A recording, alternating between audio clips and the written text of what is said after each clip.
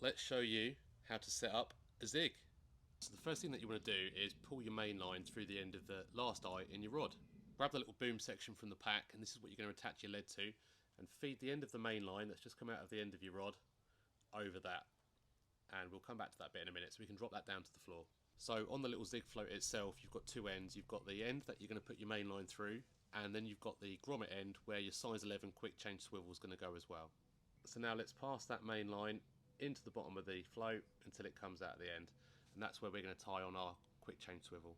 To attach our swivel, all we're going to do is pass the main line through the eye, pull off enough line so we can perform a 6 or 7 turn blood knot. So pinch, 2, 3, 4, 5, 6, 7.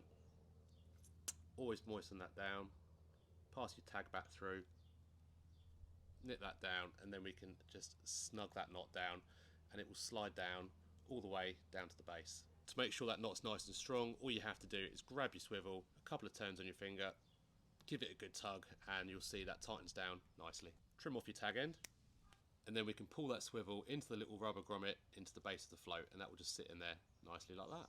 Now there's loads of different ways that you can fish zigs. You can use the little zig aligners. I like to tie on a trim down pop-up on a little mixer hook, or you can use a little choddy hook, but I always make sure that bait is nice and tight to the back of the shank of the hook. Now I'm going to simply loop over onto the quick change swivel and then pull down on that anti-tangle sleeve, so you end up with something like this. Now on this kit it comes with a little quick change lead clip, so all you have to do is go over where it spikes out and then spin your lead round until it clicks in, and then that is in there nice and safe.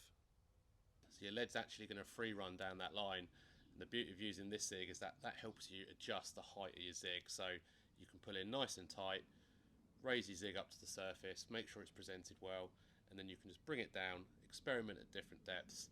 And if I just hold this section here, this is the part here that's going to raise up to the surface. You always need to make sure that you're using zig line, floating line, otherwise that's going to drop down. But that there is going to be raised up in the water. There's your float, and there's your lead. It's that simple.